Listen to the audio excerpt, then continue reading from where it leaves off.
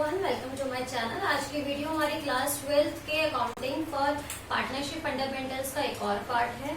ये है हमारा पार्ट 4 और जिसमें आज हम पढ़ेंगे इंटरेस्ट ऑन ड्राइंग्स की calculation. How to calculate interest on drawings. आप लोग कहेंगे वो तो बहुत सिंपल होता है।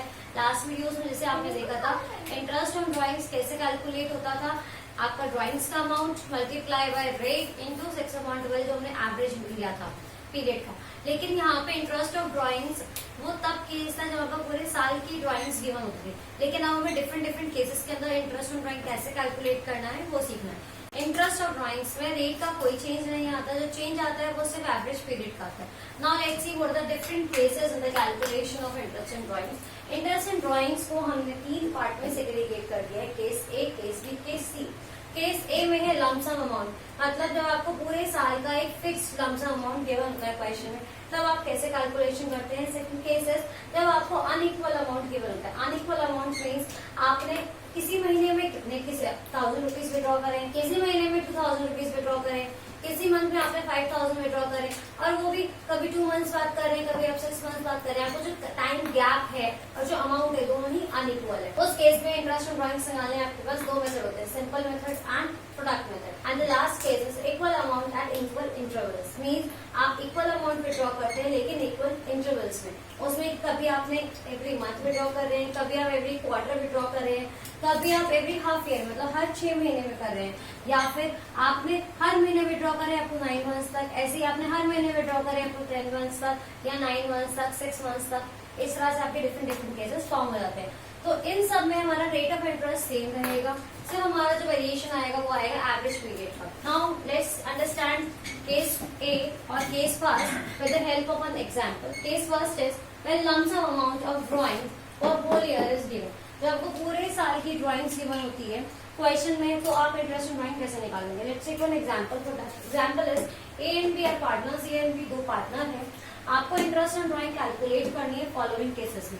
आपको 2 केस दे रखे हैं। Case 1 is if B is drawing during the year is 40,000 and interest charge at the rate 10% per annum.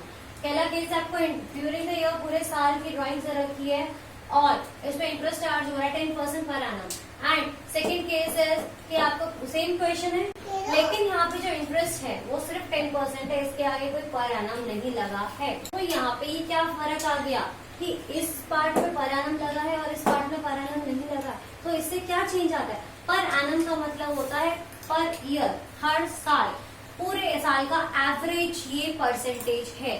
तो जब हम कैलकुलेशन करेंगे इंटरेस्ट की तो सेम हम सिंपल इंटरेस्ट का फॉर्मूला लगाते हैं अपना amount into rate that is 10% into time. Time के लिए जब आपको क्वेश्चन में परसेंटेज के आगे पर एनम गिवन होता है तब उस केस में आप टाइम को एवरेज कर देते हैं, विच उसके साथ आप मल्टीप्लाई कर देते हैं 6/12। मतलब आप जो ड्राइंग्स निकालते हैं वो एक एवरेज पीरियड की निकालते हैं, दैट इज फॉर 6 मंथ्स। इसलिए इसमें जब आपको पर एनम गिवन होता है तो हम यहाँ अपना छोटा सा लिख लेते हैं याददाश्त के लिए। If per annum is given तो हम लोग एवरेज पीरियड लेते हैं हमारा 6 मंथ्स। और अगर क्वेश्चन में आपका सेकंड केस है कि आपको पर एनम गिवन नहीं है तो आपने ड्राइंग्स को पूरे साल का निकाला, जैसे हम लोग इंटरेस्ट निकालते हैं, सिंपल इंटरेस्ट निकालते हैं कि ये ड्राइंग्स पूरे साल की हैं और इसमें हमें टाइम का वेरिएशन नहीं लेना है, तो हम पूरे साल का जैसे सिंपल इंटरेस्ट निकालते हैं वैसे ही हमने इसको निकाल लिया। तो आपके आंसर में कितना वेरिएशन आ गया है। यहाँ पर एनम लगने से आपने इसे एवरेज पीरियड के अकॉर्डिंग निकाला है और यहाँ पर एनम नहीं है तो आपने इसे मतलब होल ईयर निकाला है। नाउ अगर क्वेश्चन में आपको पर एनम गिवन नहीं है तो आप इसमें एवरेज पीरियड नहीं लेंगे, no average period. I hope this thing is very clear to you. Now move on to our next section, that is next case. Now moving forward to a second case, that is जब हम unequal amount drawings का withdraw करते हैं on unequal intervals पे।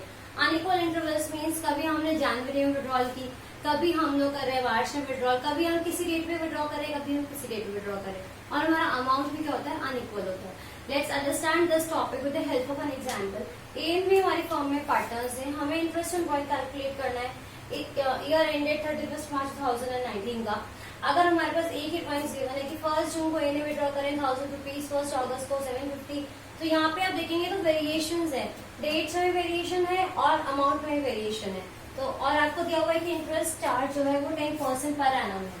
इस case में, ऐसे cases में आपके पास दो मेथड होते हैं कैलकुलेशन के। First method is your simple method and second method is your product method. दोनों ही मेथड हमने हमारी जूनियर क्लासेस में पढ़े हुए हैं। Let's rewind them. अब हम लोग निकालेंगे interest with the help of simple method, जिसमें हम लोग कुछ कॉलम्स बनाते हैं। फर्स्ट कॉलम में डेट्स, उनके आगे रिस्पेक्टिव अमाउंट्स उनके। थर्ड कॉलम में हम लोग लिखते हैं पीरियड। पीरियड मीन्स कि डेट ऑफ ड्राइंग से लेकर आपके 31 मार्च तक कितना गैप है। यहाँ पे 10 मंथ्स का गैप है, जून से अगस्त 31 मार्च तक, देन अगस्त से 31 मार्च तक आपका 8 मंथ्स का गैप। सेम वे आपका गैप यहाँ पे कम होता जा रहा है। First Feb two 31 March it is 2 months. अब हम लोग रिस्पेक्टिव डेट्स पे हर टाइम, हर विड्रॉल पे इंटरेस्ट कैलकुलेट करेंगे, ईयर एंड पे निकालने की बजाय। कैसे निकालेंगे?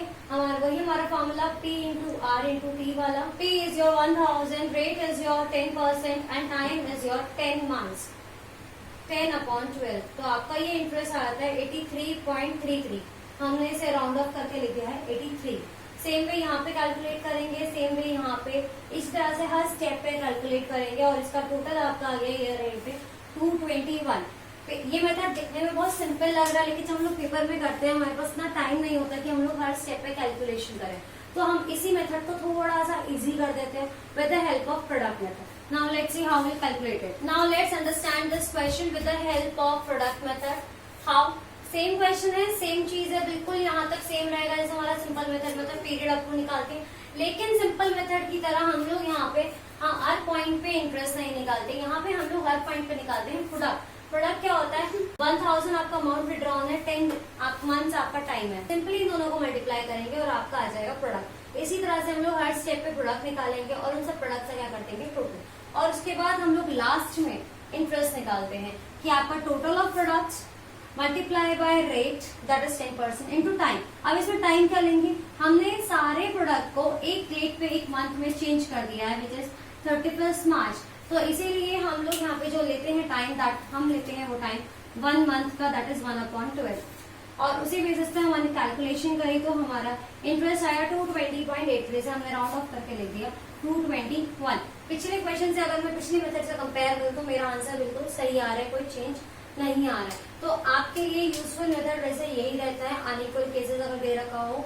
और वैसे इस टाइप के क्वेश्चन आपके बेसिकली सेल्फ कैलकुलेशन में, अलग सेपरेट कैलकुलेशन में आ जाते हैं, एक बड़े क्वेश्चन के साथ मर्ज होकर नहीं आते हैं। So please take care of these small things in the question in the paper while solving the questions. Now come back to the third method, that is equal amount at equal interval. Now here comes our case third. अगर हम equal amount withdraw करते हैं और equal intervals पे, जैसे for example कि आपने 1000 rupees withdraw करे at the beginning of every month. That means आप हर महीने की स्टार्टिंग में 1000 रुपए विड्रॉ करते हैं, तो आपका अमाउंट भी इक्वल है और आपका टाइम गैप जो है, इंटरवल है, वो भी क्या है, इक्वल है। तो उस केस में आप कैसे कैलकुलेट करेंगे कि आपको कैसे निकालना है इंटरेस्ट ऑन ड्रॉइंग्स? तो आपका इंटरेस्ट का मेथड तो वही रहता है, आपको फॉर्मूला वही फॉलो करना है, सिर्फ चेंज आएगा आपका एवरेज पीरियड का। तो उस केस में हम लोग एवरेज पीरियड कैसे निकालते हैं? एवरेज पीरियड कैलकुलेट करने के लिए हमारे पास एक छोटा सा फॉर्मूला होता है। That formula is time left after first drawing plus time left after last drawing divided by 2। Means पहली ड्रॉइंग करने का आपके पास कितना टाइम बचा, प्लस लास्ट ड्रॉइंग करने का आपके पास कितना टाइम बचा, divided by 2। Let's take one example for that कि सपोज मिस्टर ए है, उन्होंने 1000 रुपीज विड्रॉ करते हैं at the beginning of every month. हर मंथ के बिगिनिंग में वो आपके 1000 रुपीज विड्रॉ करते हैं, तो उन्हें एवरेज पीरियड कैलकुलेट करना है, अपनी इंटरेस्ट ऑन ड्रॉइंग कैलकुलेट करना है, तो वो कैसे करेंगे? नाउ लेट्स सी। उनका एवरेज पीरियड कैलकुलेट करने के लिए हम लोग देखते हैं कि उन्होंने पहली ड्रॉइंग कब करी होगी, बिगिनिंग में करी होगी, दैट मीन्स उन्होंने 1 अप्रैल में कर दी होगी, अप्रैल की बिगिनिंग में। उसके बाद उनके पास कितना टाइम बचा? अप्रैल पूरी बची, मई जून जुलाई पूरा बचा, टिल 31 मार्च उनके पास कितना टाइम बचा? उनके पास बचा 12 मंथ्स। प्लस लास्ट ड्रॉइंग उन्होंने कब करी होगी? मंथ की स्टार्टिंग में, दैट मीन्स मार्च की स्टार्टिंग में करी होगी, तो उनके पास पूरा मार्च बचा हुआ है टिल 31 मार्च, तो उनके पास कितना टाइम बचा है? 1 month divide by 2। Average period तो एवरेज निकालना पड़ेगा, यह आ गया आपका 13 डिवाइडेड बाय 2 6.5 मंथ। अब टोटल ड्रॉइंग्स आपकी हो गई 12,000 रुपीज। अगर आप हर महीने 1000 रुपए निकालते तो पूरे साल आपने विड्रॉ करे 12,000 रुपीज। अगर हमारा रेट ऑफ इंटरेस्ट 10% है तो 12,000 इंटू 10% और एवरेज 6.5 मंथ, तो आपका ड्रॉइंग इंटरेस्ट कितना आएगा? आपका इंटरेस्ट आएगा 12,000 इंटू 10/100 इंटू 6.5/12, आपका इंटरेस्ट आएगा 650 रुपीज। सेम वे हम लोग सबके लिए कैलकुलेट कर लेते हैं average period, beginning of the month, end of the month, middle of the month, quarter, half yearly. आपको जिसका भी जैसे भी कैलकुलेट करना, आपको कोई दिक्कत नहीं आती। इन केस आपकी इजीनेस के लिए मैं आपको एक छोटी सी टेबल बनाकर देती हूँ जो आपको बहुत हेल्प कर देगी। Now these are the average periods for different time intervals and different gaps. Try the questions of all the 3 cases in your home from your material, and if you had any query regarding any of the case, regarding any of the questions, then write down the queries in the comment section. Till then, take care.